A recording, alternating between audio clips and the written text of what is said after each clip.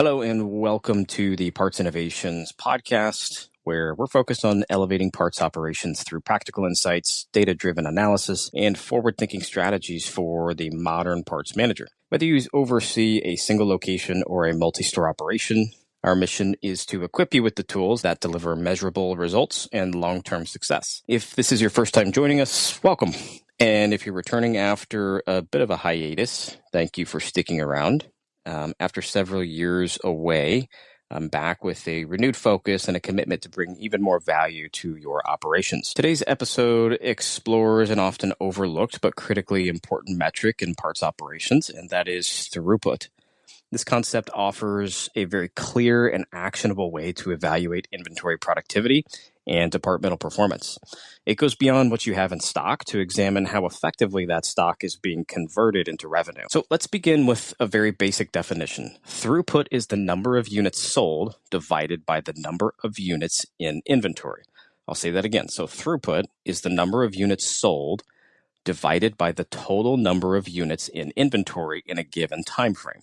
For instance, if your department sells 10 units and has 100 units in stock, your throughput would be 10%. And while that calculation is simple, its implications are very significant. Throughput provides a real-time lens into inventory efficiency. It measures how well your stocked parts are being utilized, identifies underperforming categories, and reveals where inventory and demand might be misaligned. Despite its usefulness, throughput remains underutilized in so many dealerships. And that may be due to a common misunderstanding, and specifically the confusion between throughput and inventory turn. Distinguishing these two metrics is actually essential to effectively managing both the financial and the operational performance of your parts department. So inventory turn is a financial ratio typically calculated as inventory turn equals cost of goods sold divided by average inventory value.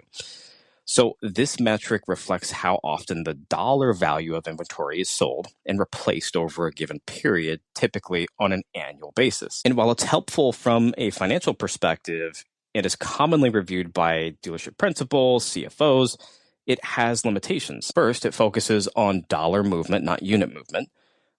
Second, it can be skewed by a small number of high-value transactions. And third, it doesn't differentiate between fast-moving and slow-moving inventory. Consider this example. You stock a $10,000 engine and it sells once a year. That single sale dramatically improves your inventory turn. However, if 2,000 other parts have seen little to no activity, your department is far from efficient. Now, throughput, by contrast, focuses on units sold rather than total inventory value. It reveals how many of your stocked parts are actively moving, providing a much clearer picture of operational health in the parts department. By tracking throughput, you can identify high-performing and underperforming product lines, reduce the risk of dead stock, and improve purchasing decisions and forecasting. Now, there's also a distinct operational value of a metric like throughput. So throughput provides insight in three primary areas that are vital to the success of your department. The first would be inventory efficiency. So every part on the shelf represents tied up capital. High throughput ensures that inventory investment is being converted back into cash. Conversely, low throughput is a signal that the department is holding excessive or stagnant stock, which increases the risk of obsolescence and impacts working capital. The second is sales alignment. So a low throughput rate often reflects a disconnect between what is stocked and what customers, including internal service teams, actually need. So throughput helps managers evaluate whether stocking decisions are aligned with real-time sales behavior and service trends. And third, predictive growth management. So consistent throughput growth is a strong indicator of healthy sales processes and customer satisfaction. On the other hand, if throughput remains flat while inventory continues to grow, that is definitely a red flag. It means the department is scaling inefficiencies rather than scaling performance. Now, one of the most pervasive misconceptions in parts management is the belief that more inventory will automatically lead to more sales.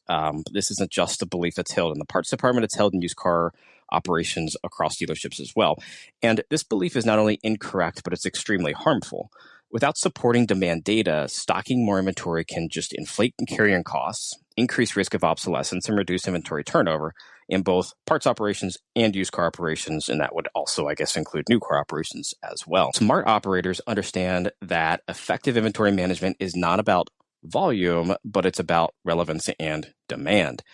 Inventory is an investment, and every part must earn its place. Use throughput to drive those stocking decisions and not fear or assumptions. Now let's get into how we can calculate and actually use throughput. So calculating throughput is very straightforward. The throughput percentage equals total units sold divided by total units in inventory.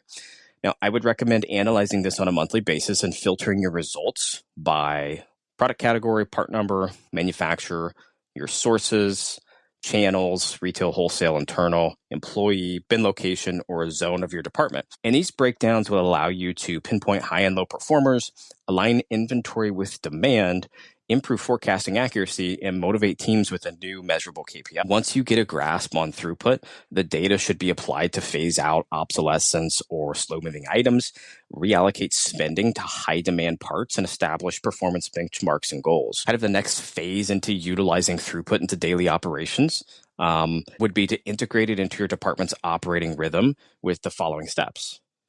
So first, assign responsibility. Designate someone to own that throughput metric in terms of the reporting and analysis. Include it in your weekly and monthly reviews. Second, promote transparency. Display throughput performance in common areas. Visual management builds accountability, and it sort of enables productive conversations. Third, integrate it into training. Use throughput metrics in your training programs. Like help advisors and staff understand the impact of decisions on inventory movement and how that affects throughput. And four, recognize performance. Celebrate improvements. Set a goal. Recognize, whether through awards, bonuses, whatever, verbal praise. Build that momentum and team morale around throughput, and you're going to see massive gains in the parts department. So let's go through a bit of a hypothetical case study.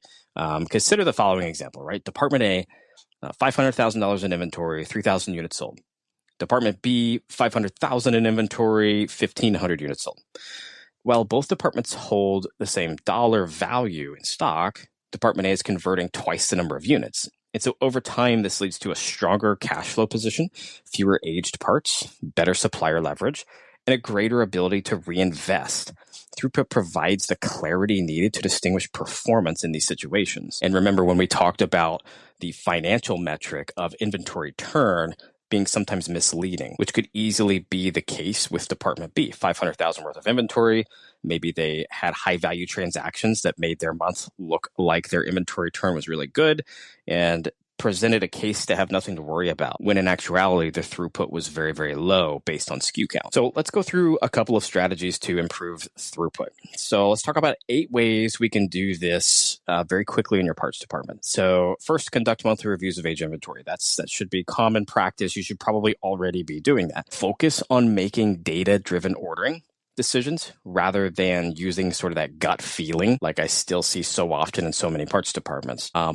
Also collaborate closely with the service department to anticipate actual demand, whether that's cyclical, seasonal, or any other kind of demand that might be spiking. Use that demand data that you've built up in your DMS to calculate the appropriate level of stock that you're going to need. Additionally, you need to be cultivating and sort of managing that wholesale and B2B relationship intentionally. You know, they're going to have a different level of demand and different sequencing of demand in your service department. And those two things should be calculated differently. Throughput through service, throughput through B2B and wholesale. Implement throughput-related performance incentives.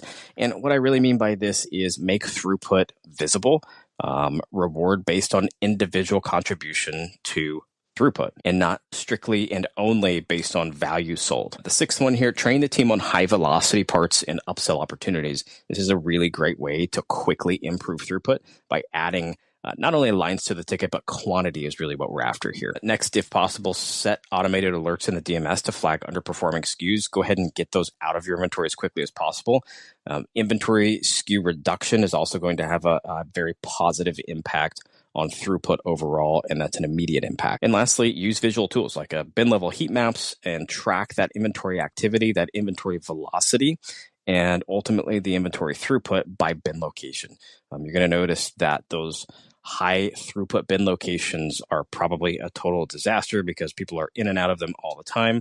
That can be your next focus area. So to wrap this all up, throughput it's really not just another KPI to add to the dashboard. It's more of a strategic management tool, and it reflects our ability to optimize capital and align inventory with demand, as well as drive consistent performance in the department. By integrating this into your playbook, I think you position your department to operate in a really lean, fast, and smart way. Thank you for listening. If this episode brought you some value, please consider following it, subscribing, leave a review, or share it with somebody. Thanks again, and we'll see you on the next one.